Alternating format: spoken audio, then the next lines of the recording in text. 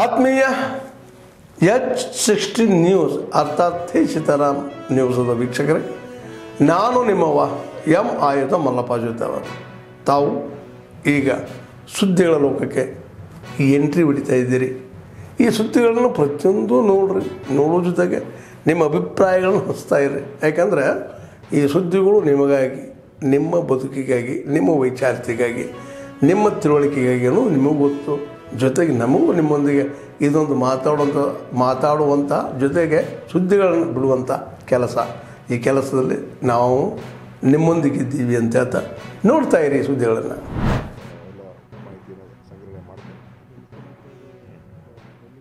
ಸಂಬಂಧ ಇಲ್ಲ. ಅಲ್ಲಿ ಅಲ್ಲೊಂದು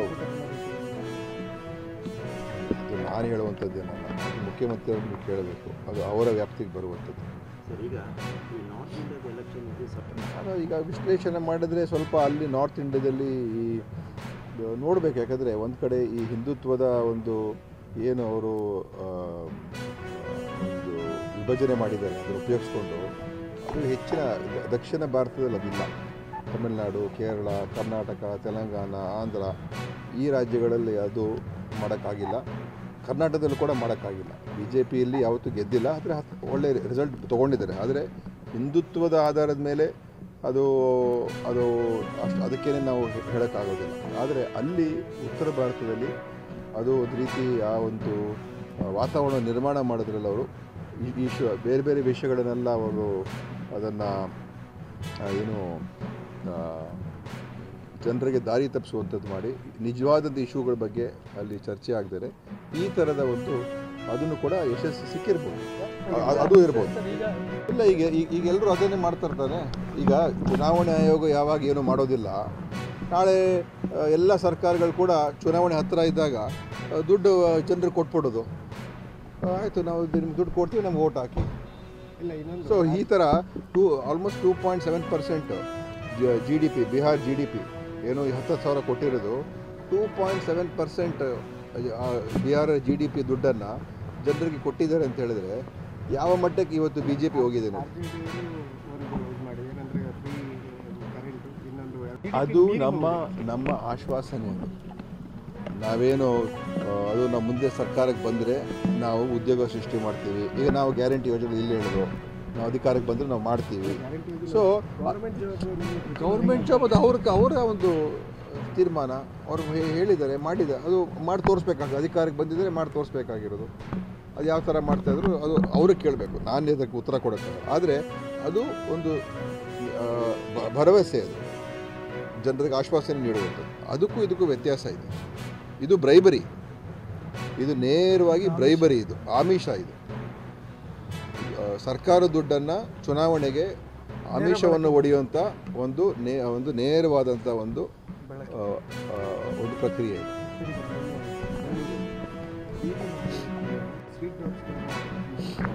ಈಗ ಸುಪ್ರೀಂ ಕೋರ್ಟ್ ಅವರು ಹೊಸ ಒಂದು ಕಾನೂನನ್ನು ಕೇಂದ್ರದಲ್ಲಿ ಅವರು ಘೋಷಣೆ ಮಾಡಿದ್ದಾರೆ. ಸರ್ಕಾರ ದುಡ್ಡಲ್ಲಿ ಓಟನ್ನು ಖರೀದಿ ಮಾಡ್ತಕ್ಕಂಥದ್ದಕ್ಕೆ ಚುನಾವಣಾ ಆಯೋಗ ಅವಕಾಶ ಮಾಡ್ತಾರೆ. ಮುಂದಿನ ದಿವಸಗಳಲ್ಲಿ ಏನು ಸರ್ಕಾರದ ಎಲ್ಲರೂ ಕೂಡ ಅದನ್ನೇ ಮಾಡಕ್ಕೆ ಶುರು ಮಾಡಿದ್ರು. ಚುನಾವಣೆ ಹತ್ತಿರ ಇದ್ದಾಗ ಯಾವುದೋ ಒಂದು ಸ್ಕೀಮನ್ನು ಘೋಷಣೆ ಮಾಡಿಬಿಟ್ಟು 10,000, 20,000, 30,000 ಕೊಟ್ಬಿಟ್ರೆ ಅವ್ರ ಅಕೌಂಟ್ಗಳಿಗೆ, ಮತ್ತು ಇದು ನ್ಯಾಯದ ಚುನಾವಣೆ ಹೆಂಗೆ ಹೇಳೋಕ್ಕಾಗ್ತದೆ?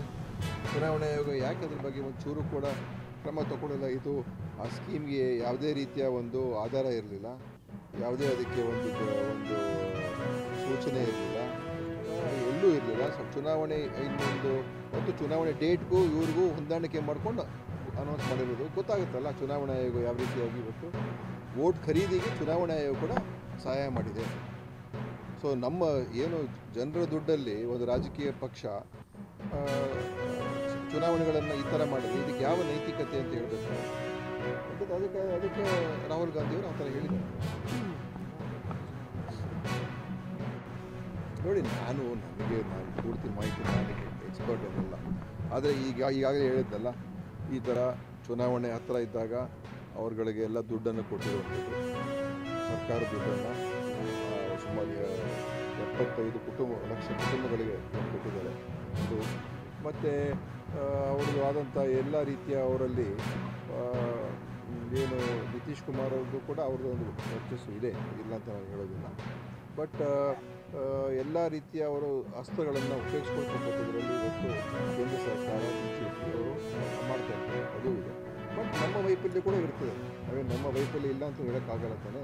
ಸೋಲನ್ನು ಇನ್ನೊಬ್ಬರದು ತಪ್ಪಂತ ಇನ್ನೊಬ್ಬರದು ಬೇರೆಯವರು ಮಾಡಿರುವಂಥದ್ದು ಮಾತ್ರ ಮಾತಾಡುವಂಥದ್ದಲ್ಲ, ನಮ್ಮಲ್ಲೂ ಕೂಡ ತಪ್ಪುಗಳಾಗಿರ್ತದೆ. ಈಗ ಅಂತಿಮವಾಗಿ ಮಹಾಗಠಬಂಧನ್ ಸೀಟ್ ವಿತರಣೆಯಲ್ಲಿ ಕೊನೆವರೆಗೂ ಕೂಡ ಸರಿಪಡಿಸ್ಕೊಳ್ಳೋಕ್ಕಾಗಲಿಲ್ಲ. ಕನ್ಫ್ಯೂಷನ್ ಇತ್ತು. ಮುಖ್ಯಮಂತ್ರಿ ಘೋಷಣೆ ಮಾಡೋದ್ರಲ್ಲೂ ಕೂಡ ಸ್ವಲ್ಪ ಸಮಸ್ಯೆಗಳಾಗಿತ್ತು. ನಾನು ಇಲ್ಲಿಂದ ದೂರದಿಂದ ಹೇಳಬೇಕಾದ್ರೆ ಇದೆಲ್ಲ ಕೂಡ ಅದು ಕಾರಣ ಆಗಿರ್ತದೆ. ಸೊ ಇದೆಲ್ಲ ಮತ್ತೆ ಆತ್ಮಾವಲೋಕನ ಮಾಡ್ಕೊಳ್ಬೇಕು, ನೋಡಬೇಕು ಎಲ್ಲೆಲ್ಲಿ ಏನೇನಾಯಿತು ಅಂತ. ಅದನ್ನು ಕೇಂದ್ರದವ್ರು ಮಾಡ್ತಾರೆ. ಆದರೆ ನಮ್ಮ ಈ ಸೋಲನ್ನು ನಾವು ಒಪ್ಕೊಳ್ಬೇಕಾಗ್ತದೆ. ಜನ ನಮ್ಮನ್ನು ಅಲ್ಲಿ ತಿರಸ್ಕಾರ ಅದನ್ನು ಒಪ್ಕೊಳ್ಬೇಕಾಗ್ತದೆ. ಆದರೆ ಸರ್ಕಾರದ ಯಂತ್ರವನ್ನು ಮತ್ತು ಎಲ್ಲ ಸಂಸ್ಥೆಗಳನ್ನು ದುರುಪಯೋಗ ಪಡಿಸಿರ್ತಕ್ಕಂಥದ್ದು ಕೂಡ ಇದೆ. ವಿಶೇಷ ಟ್ರೈನ್ಗಳನ್ನು ಬೇರೆ ಅಕ್ಕಪಕ್ಕ ರಾಜ್ಯಗಳಿಂದ UPಯಿಂದ ಎಲ್ಲ ಬಿಹಾರಿಗೆ ವಿಶೇಷ ಸೌಲಭ್ಯಗಳು ಮಾಡಿ ಕಳಿಸಿದ್ದಾರೆ. ಅದ್ರ ಬಗ್ಗೆಯೂ ಮಾಹಿತಿ ನಿನ್ನೆ ಹೇಳ್ತಾ ಇದ್ದಾರೆ. ಸೊ ಈ ಥರ ಎಲ್ಲ ಮಾಡಿದ್ರೆ ಇದಕ್ಕೆ ನಾವೇನಂತ ಹೇಳೋದು. ಸೊ ಮುಂದಿನ ದಿವಸ ನೋಡೋಣ. ಇನ್ನೂ ಅವರು ಕೇಂದ್ರದಲ್ಲೆಲ್ಲ ಹೈಕಮಾಂಡ್ ಬಿಹಾರ ಎಲೆಕ್ಷನ್ ನಾನು ಎಲೆಕ್ಷನ್ ಅಂತಲೇ ಹೇಳಿಲ್ಲ. ಫಲಿತಾಂಶ ವ್ಯತಿರಿಕ್ತವಾಗಿ ಬಂದಂಥ ಚುನಾವಣೆ ಮುಂಚೆ 47 ಲಕ್ಷ ಮತದಾರರನ್ನ ತೆಗೆದುಹಾಕಿದ್ರು. ಎಷ್ಟು? 47 ಲಕ್ಷ ಮತದಾರರನ್ನ ತೆಗೆದುಹಾಕಿದ್ರು, 18 ಲಕ್ಷ ಮತದಾರರನ್ನ ಸೇರಿಸ್ತಾರೆ. ಇದೊಂದು ಚುನಾವಣೆನ ಇದು.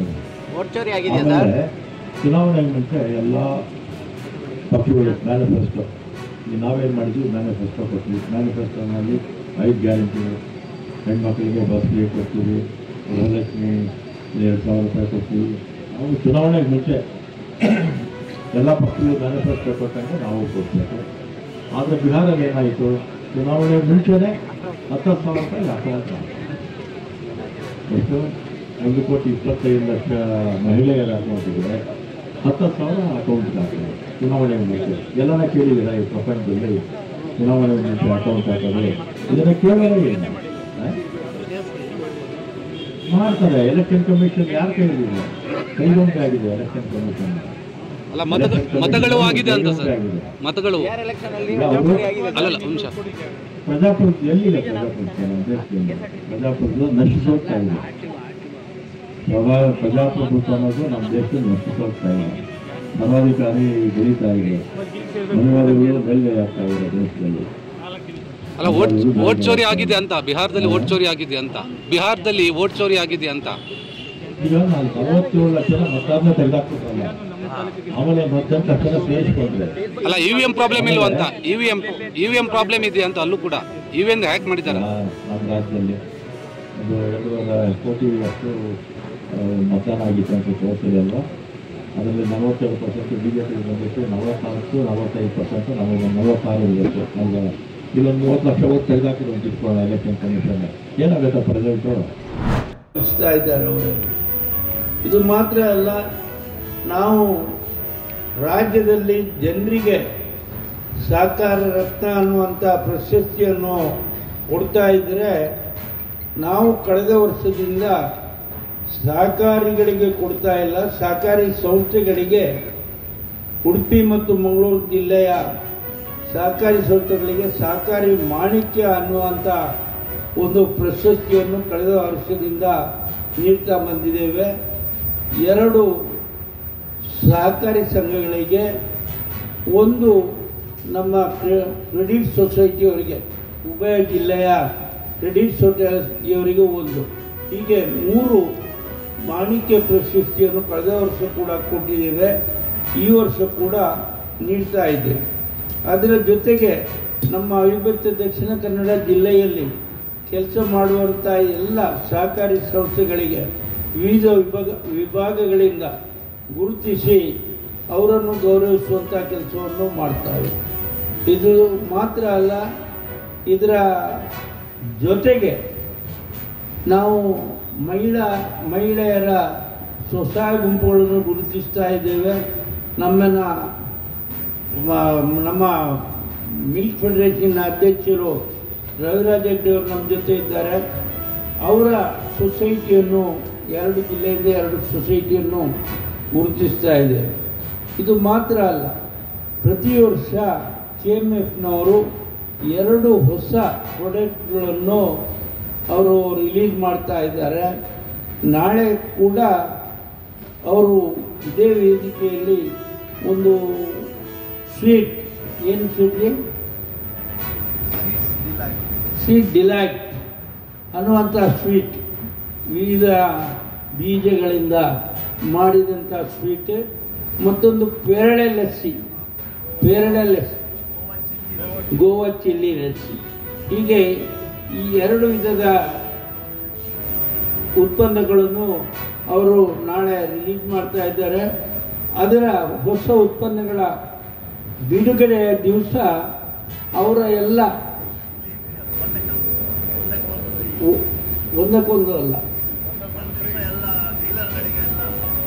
ಎಲ್ಲ ಇವತ್ತು ಹೇಗೂ ಕೊಡ್ತಾರೆ, ನೀವು ಕೇಳಿದರೆ ಎಲ್ಲ ನೀವು ಕೇಳಿದಷ್ಟು ಕೊಡ್ತಾರೆ. ಇವತ್ತು ನಾಳೆ ಒಂದು ತಗೊಂಡ್ರೆ ಒಂದು ಫ್ರೀ, ನಾಡ್ದು ಅವರ ಡೀಲರ್ನಲ್ಲಿ ಫ್ರೀ ಅಂತ. ಇವತ್ತು ನೀವು ಬೇಕಾದಷ್ಟು ಕೇಳ್ಬೋದು ಲಸ್ಸಿಗಳನ್ನು ಮತ್ತು ಸ್ವೀಟ್ಗಳನ್ನು. ತಂದಿದ್ದೀರಲ್ಲ, ತರಲಿಲ್ಲ ಅಂತ ಆಯ್ತು, ನಾಳೆ ಎಲ್ರಿಗೂ ಕೊಡಿ ನಮ್ಮ ಪತ್ರಕರ್ತರಿಗೆ. ಅವ್ರ ಸ್ವೀಟ್ ನೋಡಿ ಒಳ್ಳೇದಿದ್ರೆ ಬರೀತಾರೆ, ಹೇಳ್ತಾರೆ, ನಿಮ್ಮ ಜಾಸ್ತಿ ಆಗ್ತದೆ ವ್ಯಾಪಾರ. ಹಾಗೆ ಅವರ ಇದನ್ನು ಉತ್ಪನ್ನಗಳನ್ನು ಮಾಡ್ತಾ ಇದ್ದಾರೆ. ಬೇರೆ ಜಿಲ್ಲೆಗಳಲ್ಲಿ ಈ ರೀತಿಯಾಗಿ ಎಲ್ಲರೂ ಸೇರಿಕೊಂಡು ಮಾಡುವಂಥ ಸಪ್ತಾಹ ಇರುವುದಿಲ್ಲ, ಒಂದೊಂದು ವಿಭಾಗದವರು ಮಾತ್ರ ಮಾಡ್ತಾರೆ. ನಾವು ಇಲಾಖೆಯವರು ಸೇರಿಕೊಂಡು, ಎಲ್ಲ ಸೊಸೈಟಿಯವರು ಸೇರಿಕೊಂಡು ಎಲ್ಲ ಅರ್ಥಪೂರ್ಣವಾಗಿ ಮಾಡ್ತಾ ಇದ್ದೇವೆ. ನೀವು ಇದರಲ್ಲಿ ನಿಮಗೆ ಕೊಟ್ಟಿದ್ದೇನೆ, ಹೆಚ್ಚು ವಿಷಯ ಏನಿಲ್ಲ. ನಿಮಗೆ ಕೇಳಲಿಕ್ಕಿದ್ರೆ ಏನಾದರೂ ಕೇಳಬೇಕು. ನಿಮ್ಮಿಂದಾಗಿ ನಮ್ಮ ಸಹಕಾರಿ ಕ್ಷೇತ್ರ. ಆತ್ಮೀಯರೇ, ಎಲ್ಲ ಸುದ್ದಿಗಳನ್ನು ನೋಡಿದ್ರಲ್ಲ, ಏನು ಅನಿಸ್ತು ನಿಮಗೆ? ಇದರಲ್ಲೇ ನಿಮ್ಗೆ ಲೈಕ್ ಆಗಿರ್ಬೋದು, ಡಿಸ್ಲೈಕು ಆಗಿರ್ಬೋದು, ಕಾಮೆಂಟ್ ಬೇಡಪ್ಪ ಅಂತೂ ಅನಿಸಿರ್ಬೋದು, ಕಾಮೆಂಟ್ ಮಾಡಬೇಕಪ್ಪ ಅನಿಸಿರ್ಬೋದು, ಶೇರ್ ಮಾಡಬಾರ್ದಪ್ಪ ಅನಿಸಿರ್ಬೋದು, ಅದು ಮಾಡಬೇಕು ಅನಿಸಿರ್ಬೋದು. ಏನಾದರೂ ಆಗಲಿ ಶೇರ್ ಮಾಡ್ತಾಯಿರಿ, ಈ ನ್ಯೂಸ್ಗಳನ್ನ ಹಂಚ್ತಾ ಇರಿ, ಜೊತೆಗೆ ಇದಕ್ಕೆ ಸಬ್ಸ್ಕ್ರೈಬ್ ಆಗ್ತಾಯಿರಿ ಅಂತ ಹೇಳ್ತಾ, H16 ನ್ಯೂಸ್ ಅರ್ಥಾತ್ ಹೇ ಸೀತಾರಾಮ್, ಇದು ಸತ್ಯದ ಕೈಗೆ ನಡಿ. ವಂದನೆಗಳು.